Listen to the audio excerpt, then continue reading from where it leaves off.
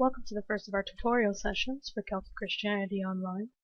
Now, through the course of these sessions, it'll give us a chance to focus in on key aspects of each lesson, as well as go into certain issues in more depth.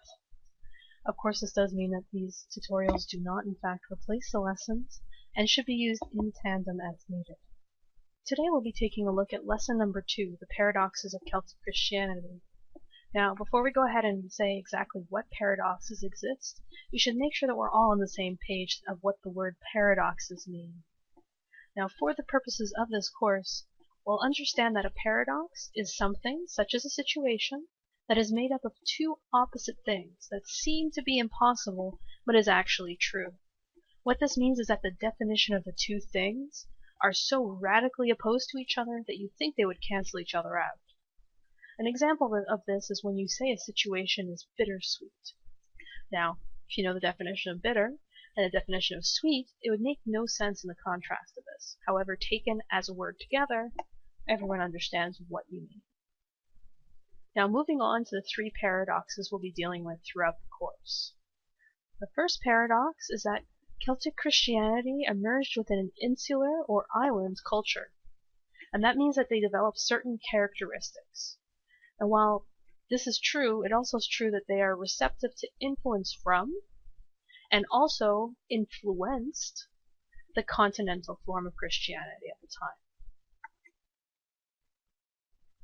The second paradox we'll be dealing with is that Celtic Christianity is marked by both accommodative continuities as well as sharp discontinuities with its pre-Christian past.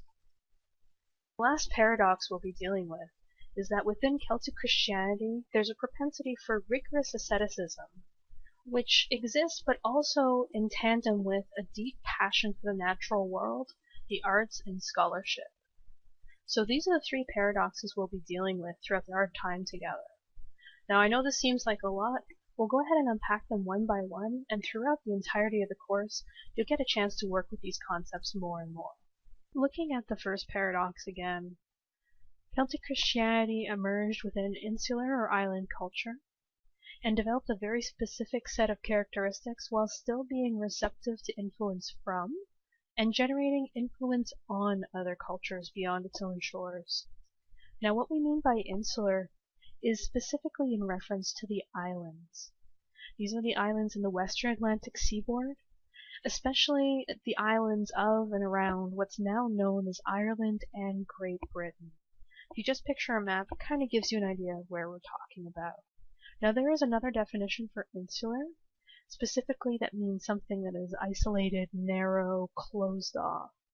Now, this is not the definition we're going to be using, because we know that although Celtic Christianity developed its own cultural characteristics, it was still very connected with continental Europe, where people and culture were carried back and forth by water journeys, which at the time were actually safer and easier to make than land journeys.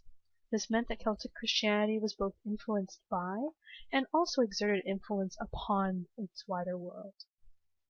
Moving on to the second of our paradoxes, Celtic Christianity is marked by both accommodative continuities and sharp discontinuities with its pre-Christian past. Now, it must be understood that Celtic Christianity was shaped by the deep prehistory of the North Atlantic seaboard. Now, this includes things such as geology, geography, and anthropology, as well as by the culture, society, and spiritual convictions of its more immediate pre-Christian ancestors. Now, don't forget, we have this element, and in juxtaposition, it's also characterized by some deep differences from its insular ancestors, affecting radical changes in the culture, society, and spiritual dimensions of lives.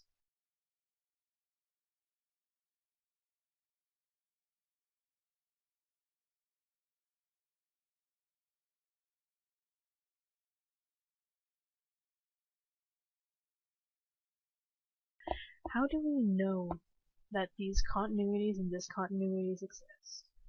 Well, we know this through archaeology. For example, we know that enclosures were sometimes reused.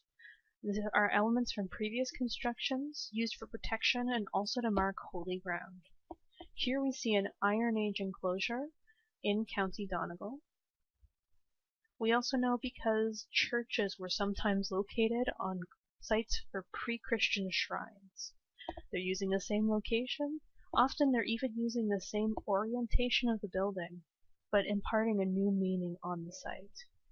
Here we see St. Bridget's Cathedral. We'll be meeting her a little bit later, in County Kildare. Now this cathedral's name is Sildara, which actually means Church of the Oak.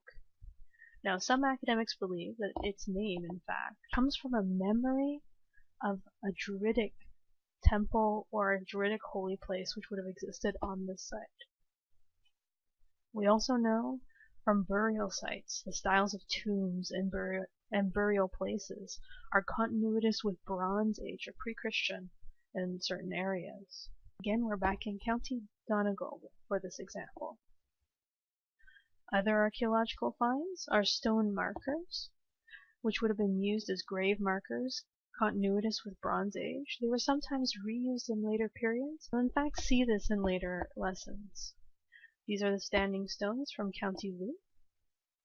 These last two examples we're coming to from archaeology are in fact artistic ventures. The first of which are books. Now, Christians in the Isles developed this scholasticism, and you see these illumination pages in Bibles that they created. So the decoration shows a great continuity with influence of local art styles and narratives. The specific example here is from the Book of Kells. We'll be returning to this example again. It's the Cairo illumination, which is actually the page before the Gospel of Matthew begins. We'll see a similar thing as well within metalworking. Now there's a long tradition of metalworking in the pre-Christian Isles. Once Christianity comes to the Isles, we see it then directed to liturgical uses. So chalices, requillaries, crosses, etc. Now here we see the Bell of St. Patrick. If you go back to the Book of Kells, you'll see the same types of artistic styling in between the two, which is very reminiscent of pre-Christian culture. Now through all these examples, we can see at once the continuities from the pre-Christian past, but also how it's been changed when Christianity arrives to the Isles. We'll be looking at all of these examples in greater detail throughout the course. Finally, turning to the last paradox of Celtic Christianity, we see that there's a rigorous asceticism within Celtic Christianity, which coincides with a deep passion for the natural world, the arts, and scholarship. Now, what do we mean by asceticism? Well, asceticism refers to a lifestyle of self-discipline for the purposes of deepened awareness of the self and environment, of sharpened discernment, and ultimately of spiritual freedom. An example of an ascetical practice is fasting. The purpose of asceticism is not the act of denial in itself, but it's a way of reorienting someone to thinking about divine things, to thinking about divine realities. Now, where the paradox arises is that one would think that the divine is not of this world, is not of the material, tangible reality we all face. Well, this is not entirely the understanding in Christianity, certainly not of Celtic Christianity. For example, in early Orthodox Christian culture, both scripture and nature are regarded as revelation. That is, that they reveal aspects of God's nature, and specifically of God's saving action in the world. Now this scripture is both Jewish scripture, or Hebrew Bible, as well as the New Testament.